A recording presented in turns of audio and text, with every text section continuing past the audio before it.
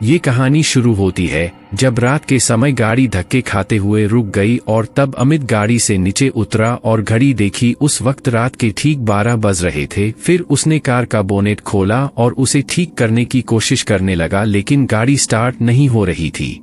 अमित ने मोबाइल से मदद मंगवानी चाही पर उसमें नेटवर्क नहीं था। फिर उसने गाड़ी की पिछली सीट पर सोई हुई अपनी पत्नी रेखा को आवाज दी, रेखा उठो जल्दी से, हमें आज की रात किसी गेस्ट हाउस या होटल में बितानी होगी क्योंकि गाड़ी खराब हो गई है और अब मैकेनिक के बिना ठीक नहीं होगी। हमेशा की तरह रेखा नींद में ही बड़बड़ाते हुई उठी, अमित तुमसे एक काम ढंग से नहीं होता, कब से बोल रही हूँ ये तुम्हारी पुरानी खटारा बेचकर कम से कम एक सेकेंड हैंड कार ले लो। जवाब में अमित बोला, खरीद लेंगे माता रानी, अब अपना बैग उठाव और चलो कहीं रात गुजारने का जुगाड़ करते हैं। फिर दोनों जंगल की कच्ची सड़क छोड़ के हाईवे पर आ गए। उसी वक्त उन्हें जंगल में दूर कहीं से भेड़ियों के रोने की आवाजें आने लगी। वो भेड़ियों आवाजें उस काली रात को और भी डरावना बना रही थी। दोनों लगभग आधा घंटा चलते रहे पर उन्हें ना कोई लिफ्ट मिली और ना कोई होटल। रेखा बोली, अमित तुम्हारे बेवकूफ दोस्त राकेश ने ये कौन से वीराने में फार्म हाउस खरीद रखा है। इस बात पर आरव कुछ कहता उससे पहले ही आसमान में जबरदस्त बिजली कड़की। उस आवाज से डरी हुई रेखा अमित के सीने से लिपट गई। उस वक्त आरव के चेहरे पर एक मुस्कान चमक गई थी। तेज बारिश के आसार नजर आने लगे थे। तभी चलते चलते बिजली की चमचमाती तेज रोशनी में उन्हें एक पुरानी हवेली दिखाई दी। वह दोनों तेजी से दौड़ते दौड़ते उस हवेली के नजदीक पहुंचे। हवेली गेट पर उन्हें कोई वॉचमैन नजर नहीं आया, इसलिए वह दोनों गेट खोलकर हवेली के मुख्य दरवाजे के पास पहुंचे। दरवाजे पर डोर बेल के नाम पर एक पुरानी रस्सी किसी सांप की तरह लटक रही थी। उस रस्सी को अमित ने 2-3 बार खींचा, लेकिन अंदर से किसी भी घंटी की आवाज नहीं आई। फिर रेखा ने दरवाजे पर खटखटाने के लिए अपना हाथ आगे बढ़ा ही रही थी, उससे पहले ही अंदर से एक भारी आवाज आई, अंदर आ जाओ, दरवाजा खुला है। उन्हें दोनों को यह बात अजीब लगी क्योंकि अंदर से किसी भी घंटी की आवाज नहीं आई थी और नहीं उन दोनों ने कोई आवाज की थी।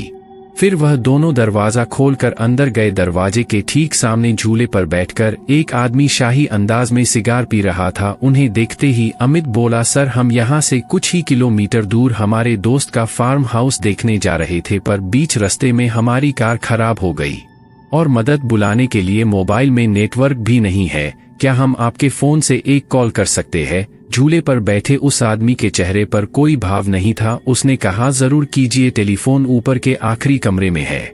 अमित ने उन्हें पहले परिचय देना उचित समझा। उसने कहा, मेरा नाम अमित है और ये है मेरी पत्नी रेखा। जवाब में वह आदमी बोला, मेरा नाम राजेश खन्ना है, मैं इस हवेली का मालिक हूँ।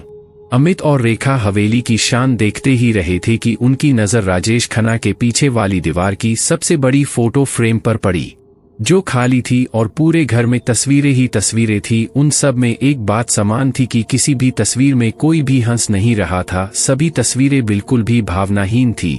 फिर अमित और रेखा दोनों ऊपरी मंजिल पर गए और आखिरी कमरे में जाकर लैंडलाइन से अपने दोस्त राकेश को कॉल करने लगे। बहुत बार कोशिश करने पर भी फोन नहीं लग रहा था। तभी रेखा की नजर उस दीवार पर पड़ी, वहां और एक फोटो फ्रेम टंगी थी। उसमें भी कोई तस्वीर नहीं थी, सिर्फ खाली फ्रेम। उन्हें यह बात थोड़ी अजीब लगी। फिर दोनों नीचे गए और राजेश खन्ना से बोले, आपके लैंडलाइन से फोने नहीं लग रहा है। राजेश खन्ना बोले कि यहाँ की फोन लाइन में हमेशा गड़बड़ी रहती है, दोबारा से प्रयास करें या फिर चाहे तो आज की रात आप दोनों यही रुक जाइए। रेखा और अमित कमरे में जाकर फिर कॉल लगाने की कोशिश करने लगे, पर सब बेकार। आखिर में दोनों ने रात को वही रुकने का निर्णय लिया। बेड पर लेटते ही दोनों की आंख लग गई। रात के ठीक 2 बजे अमित की नींद अचानक से खुल गई और वह एक बार फिर से अपने दोस्त को फोने लगने लगा, लेकिन उस वक्त फोन पूरी तरह डेड था। हाथ से फोन नीचे रखते हुए अमित की नजर दीवार पर गई और सामने का नजारा देखकर उसके चेहरे पर से हवाइयां उड़ गई, क्योंकि कुछ घंटों पहले देखी हुई खाली फ्रेम में अब उन दोनों की तस्वीर थी और उसके नीचे लिखी थी उनके मौत की तारीख। उसने रेखा को उठाया और उसे तस्वीर दिखाई। वह बोली, यहाँ कुछ तो गड़बड़ है अमित, हमें अभी के अभी यहाँ से बाहर निकलना होगा। फिर दोनों ने वहां से सरपट दौड़ लगाई। सीढ़ियों से वह दोनों तेजी से नीचे उतरने लगे।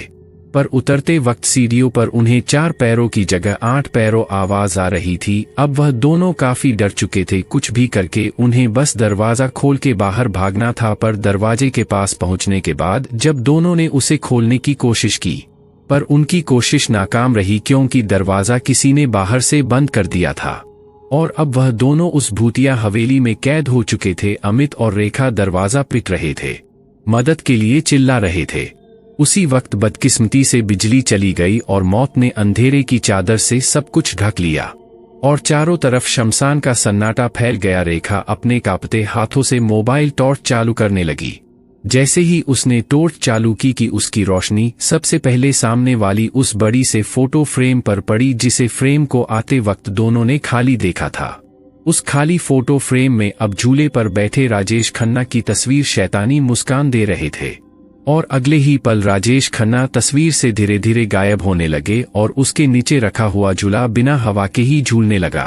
उस भयानक मंजर को देखकर रेखा बैठ गई और अमित बस देखता ही रहा। कुछ ही पलों में मोबाइल भी स्विच ऑफ हो गया। अब तक उजाले में रेखा और अमित को वहां पर एक दूसरे के सांसों की ही आवाज आ रही थी, पर अब अंधेरे में उन्हें और कई सारे लोगों के सांसों की आवाज सुनाई देने लगी। एक एक करके सभी आवाजें नजदीक आ रही थी और कुछ ही पलों में दर्द भरी चीख के साथ उन दोनों की तस्वीर भी बाकी तस्वीरों के साथ हवेली की दीवार पर टंग गई और राजेश खन्ना झूले पर बैठ के सिगार पीते हुए किसी और मेहमान का इंतजार करने लगे।